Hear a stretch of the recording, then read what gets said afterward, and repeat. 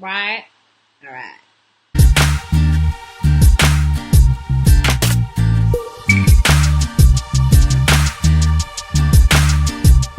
Welcome to the Raw Food Health Empowerment Show. I'm your host, Samantha Salmon, certified holistic health coach, author of You Can Afford to Be Healthy. And today, we're talking about digestive issues and what to do about it.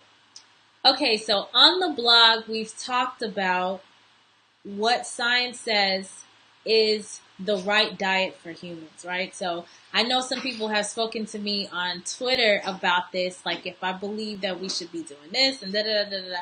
I'm very clear, okay? So yes, not every diet works for everybody. However, eating the right food that's appropriate for human beings is not necessarily a diet in the way that we like to use the term all the time. This is just foods that are meant for humans.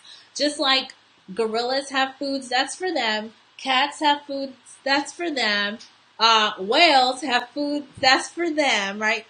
All these animals, they don't really need to get together in a circle and be like, oh, I wonder if we should be eating this and get this nutrient and this nutrient. No, it's not that complicated for them. They already know innately the foods that they should be eating. Unfortunately for us, we have been so far removed from the food supply, number one. Number two, we're working in very unnatural environments. And three, we're under the conditioning of, very good marketers and these companies that are trying to sell proprietary stuff. So you cannot patent an apple, a banana, an orange, but you can patent and copyright and trademark Cheerios and everything McDonald's and whatever else people are eating. I don't even know, but anything that's not a whole food, it has to be made up, mixed up, and done a whole bunch of manipulation to like you hardly can recognize it. The body can't even recognize it, which is why it's accumulating all this toxins and fat in the body, which is why we need to detox anyway, which I'm going to put a pause there. Yes, the body is naturally detoxing. However, most of us need to give our bodies a break with some of the artificial, unnatural, processed foods that we're eating. But yeah, so there are certain foods that are meant for us. And within that realm, there are different ways of eating that's going to work for different people. So for me right now, at this time, I like high raw. I like eating so in the morning, I always have, and I already talked about this and covered this on the show, but in the morning I start my day with lime and water. So I press a whole lime in a 32 or 33 ounce hydro flask bottle, which I've shown you guys before. Fill it up with water, and I drink that in the morning, and then I have a smoothie, and this is like clockwork, and then I'll have for lunch, I'll have, like this week I had sweet potato and lentils, or sweet potato and black beans.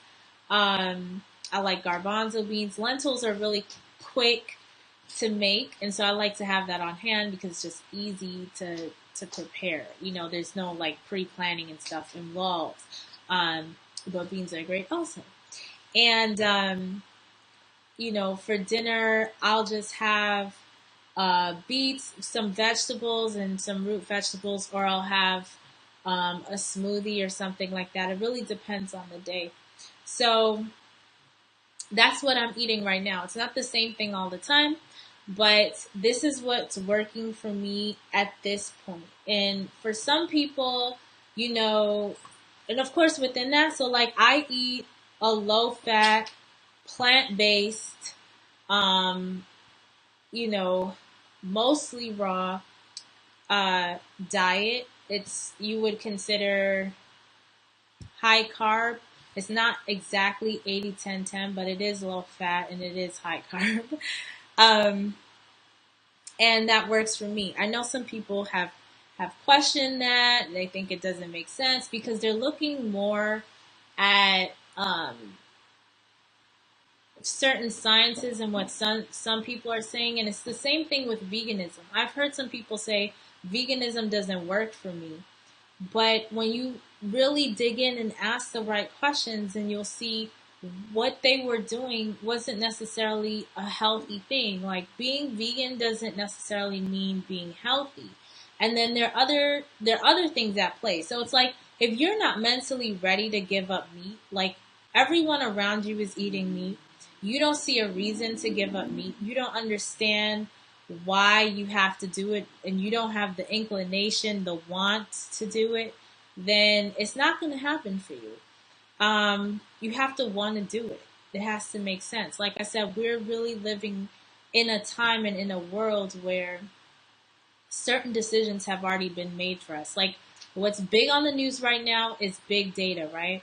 Where all of these companies, Facebook, Target, all these credit card companies, everybody knows what you like, right? They know what your activity is online, what you like to buy, what your interests are, the types of clothes you like to wear, right? So Big Brother is constantly watching you, right? So they know all this information.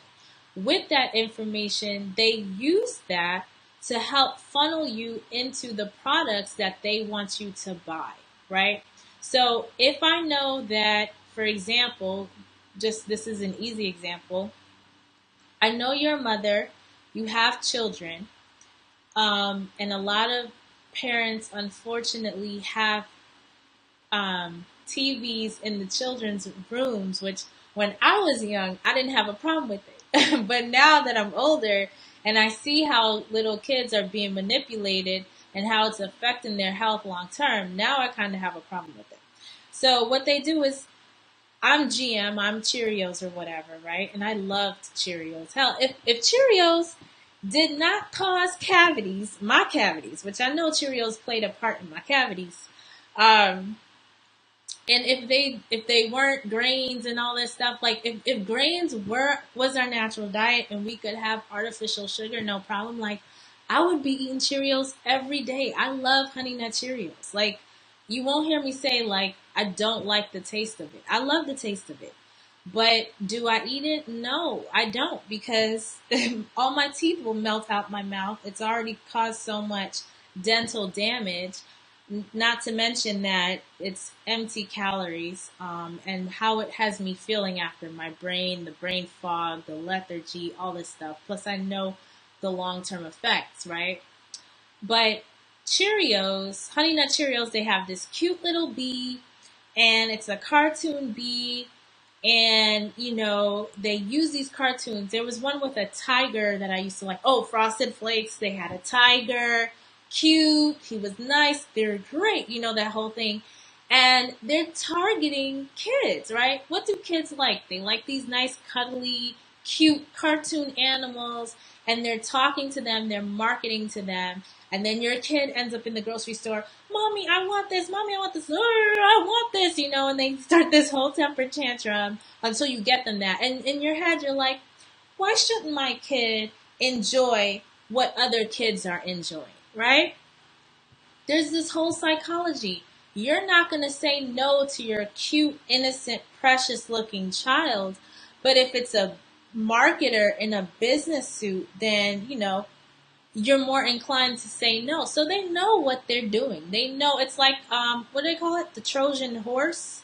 What is that, like the Roman invasion or something? If any history buffs, you can write it in, in the comments below. But I think it was Rome or something, where it was the Trojan horse. They were hiding in this horse that they thought it was a gift. The gift opened up, and it's the opposing side's army inside, and that's how they were able to take control. And that's basically what these companies are doing. It's a very smart tactic, and if they're using it to make families healthier instead of sicker, I would be all for it, right?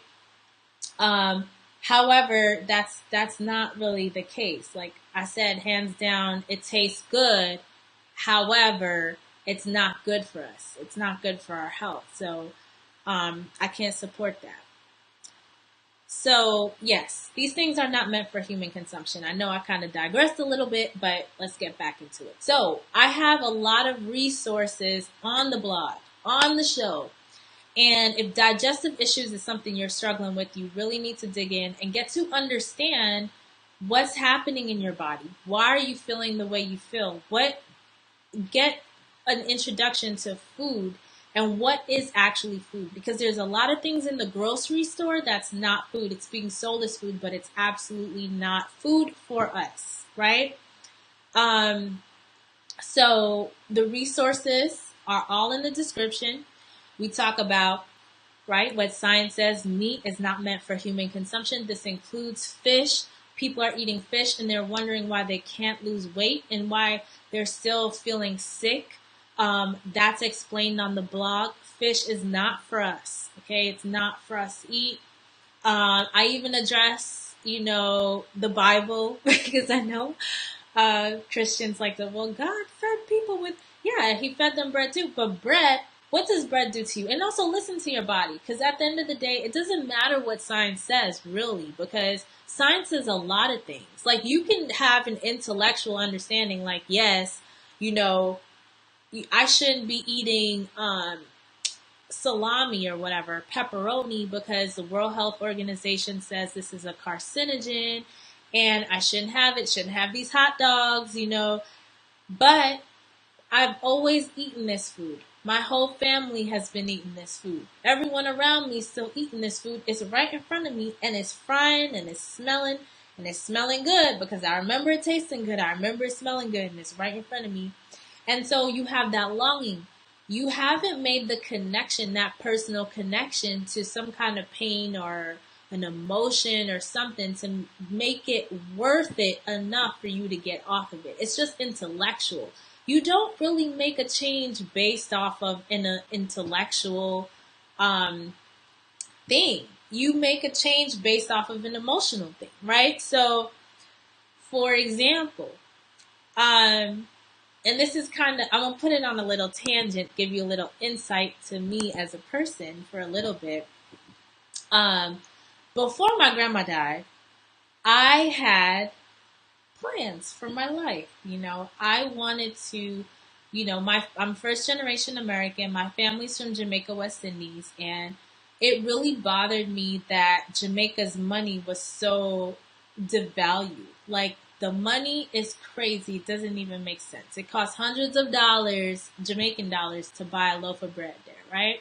It's funny I use that as an example because the bread's not food for human consumption, but they're eating it, right? So, but it's just like the money is like, they call the Jamaicans in New York, they call it play money because it doesn't make sense compared to the US dollar. And there's been a lot of reasons for that. Some bad deals between the IMF and the World Bank and Jamaica's government, and how it's affected agriculture and the whole food industry in Jamaica, and how it's affected the people, the economy, and the money. So this really bothered me, and it still bothers me. And so I made plans that's what I wanted my career to be about. I wanted to focus on economic development for Jamaica, West Indies, because I personally felt a stronger connection there, even though I grew up in Queens, New York, right? I'm an American by birth, but my heart is in Jamaica, West Indies for some reason. I don't know. So, but that was before my grandma died. Then my grandma died, and now all I'm concerned about is how can we avoid people losing loved ones unnecessarily, because she died from type 2 diabetes.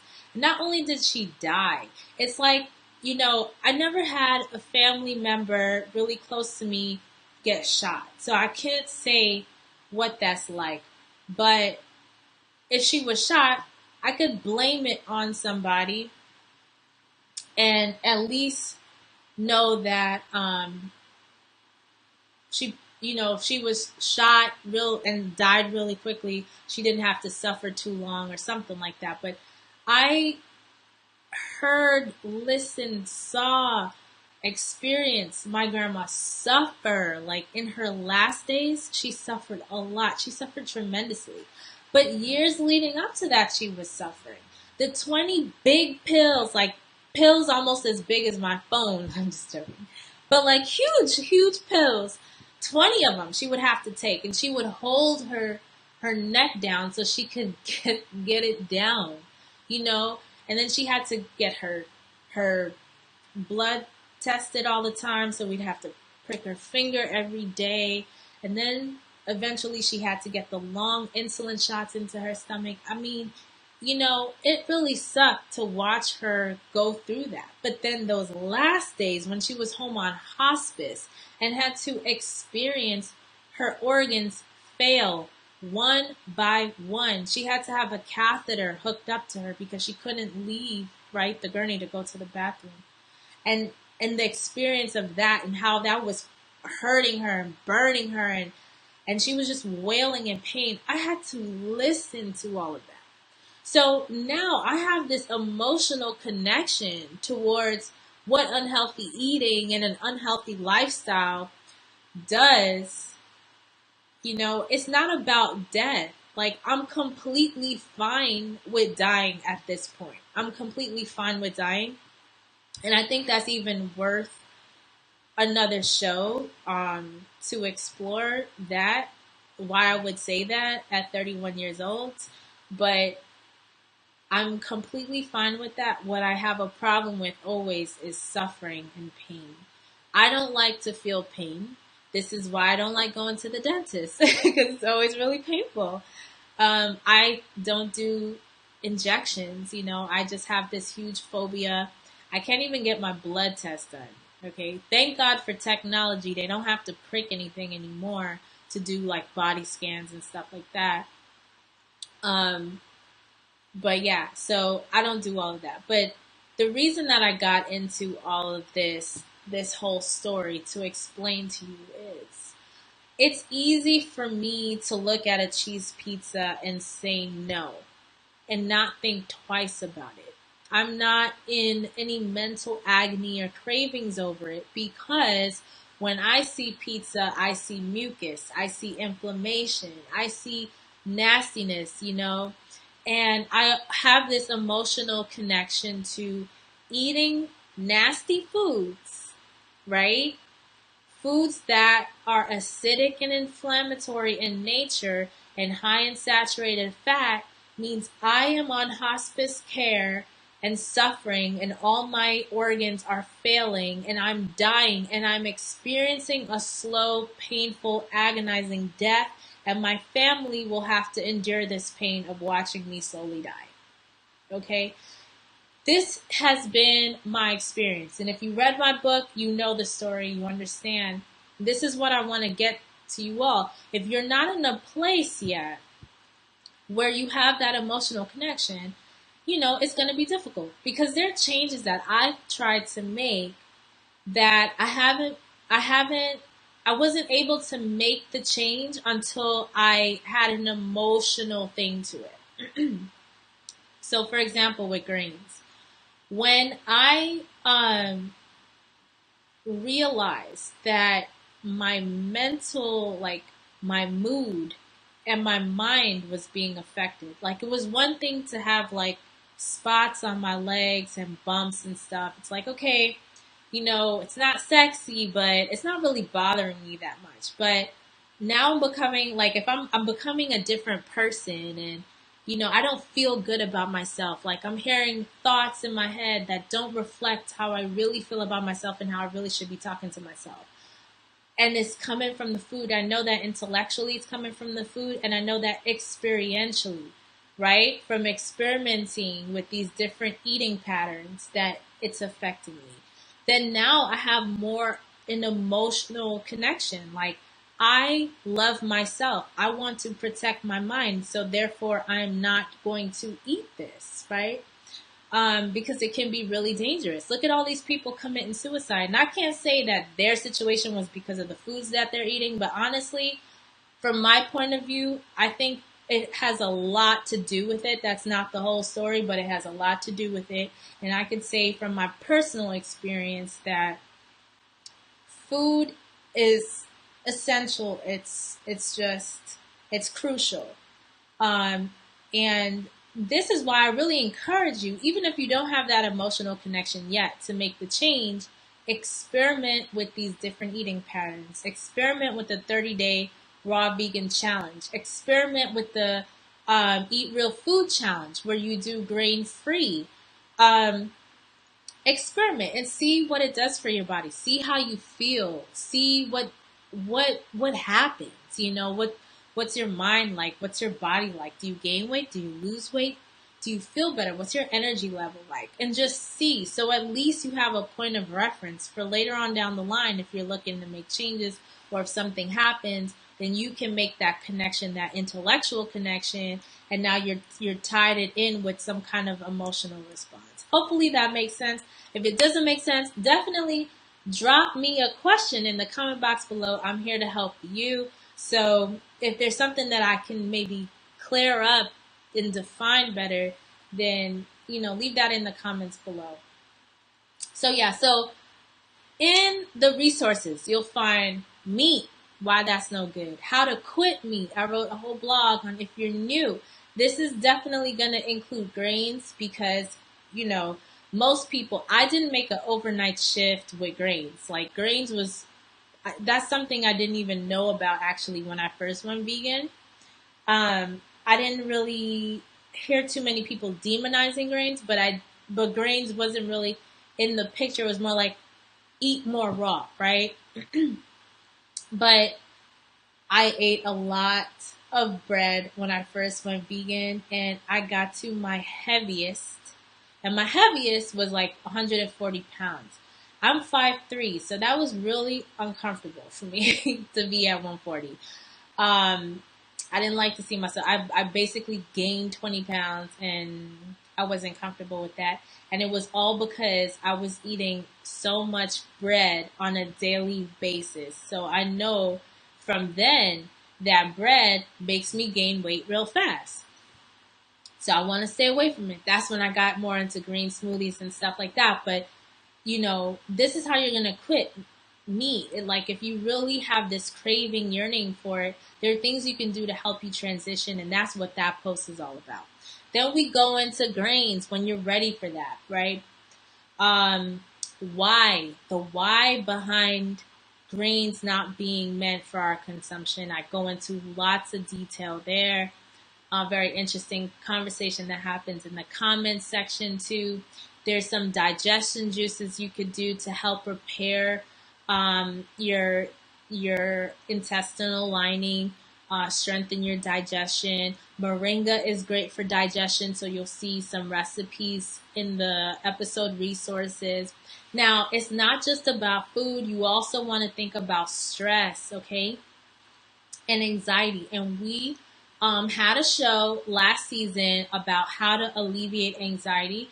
And I had a colleague of mine from Canada who's a counselor talk about that and how you can alleviate it. She has some free resources, lots of them, to help you alleviate anxiety. And I know one of the things that really works for me that I forgot about and was reminded of, thanks to my supportive circle around me, my mom and my husband, who really helped to remind me. And this is what I think is so good to have a support system around you. And hopefully I could be that for you if you don't have that at home or in your friend circle and stuff like that. Definitely you want to connect yourself to pockets, to groups of people who are into healthy eating. But in the meantime, I'm here. I'm definitely a resource for you. And I myself have my own support system, my own healing circle. And it definitely includes my mother and my husband. And my mom recently reminded me about the herbs. And I'm like, how can I forget about the herbs, right? How can I forget about the herbs? Because I was dealing with some serious anxiety for some reason. And I think that comes up too when your internal compass, right, is just not in alignment with something. It tells you in different ways. And I feel like that's what it was for me, where my body internally, or God was speaking to me saying, this is not a good alignment. This is not the right space. This is not the right partnership or something. And that may have been what was triggering the anxiety, but the herbs help a lot.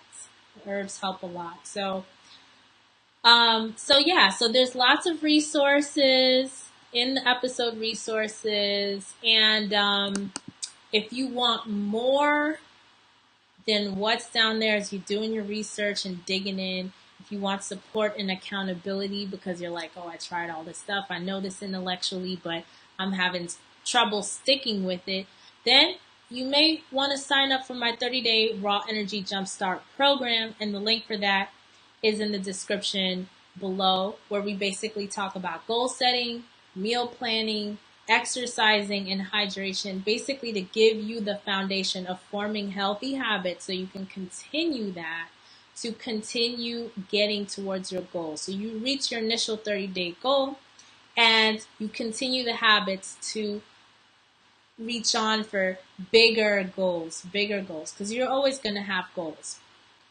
especially in health and stuff. You always want to better yourself. At least that's the frame of mind that I'm always in.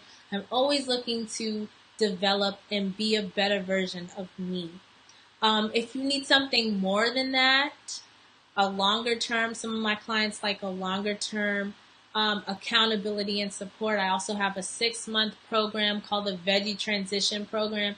And this one specifically I've created for people who have a lot of weight to lose, that, it's way more weight than can be lost in a healthy, sustainable manner in a 30-day period, but they need the support and accountability on that journey, which makes sense because usually the more weight you have, the more emotional and mental blocks you have to work through to make these healthy habits stick. So this program comes with bonuses to make sure that you have tracking to help you reach your goal, right? So you get the support and accountability from me. You get resources from the program, but you also get these tools. And what are the tools? You get, I love Fitbit, first of all. Fitbit, I love their whole suite of products. And so you basically get the Fitbit tracker so you can count your steps, your calories, all of that, heart rate, and the scale. So your scale is tied in with everything. And a lot, I understand some people are like, oh, some gyms don't have scales because they don't want to be, what is it? It's hard for me to even commit it to memory because it doesn't make sense. It's like, if you have a history of an eating disorder, then it makes sense that a scale would not be right for you. We would need to focus on some other things. However, if you're saying you're looking to lose 50 pounds, 60 pounds, 70 pounds, how do you know when you get there if you don't have something to track, right? You need to have a tracking device. And that's basically what that does. And I love the design. It's very, very beautiful. And it just ties in with everything. Plus a tracking water bottle, because water is crucial. We need to be drinking sufficient amounts of water. So this program is really geared towards people who have a lot of weight to lose. And so you get all these tracking devices just to make sure you're on track with these healthy habits. So even when I'm not with you, you're being reminded by these devices. And then we get to touch base. So, you have that support with you. So yeah, if you have questions, I also added in my smoothie of the week because when I had this, first of all, I'm always in the kitchen creating all these different things with smoothies, like these different combos, because smoothies are hands down my favorite type of food. I would do that all day if I didn't have mineral cravings. I call it mineral cravings because I want something salty or savory or whatever, but it's really my body wants minerals. So that's why I have to have vegetables. But otherwise, if I didn't have that, then I would just have smoothies all day because I just love smoothies. This one, check it out in the resources below because this one is really thebomb.com. It is so good. So good. So anyway, have a blessed week and I will see you guys next Monday.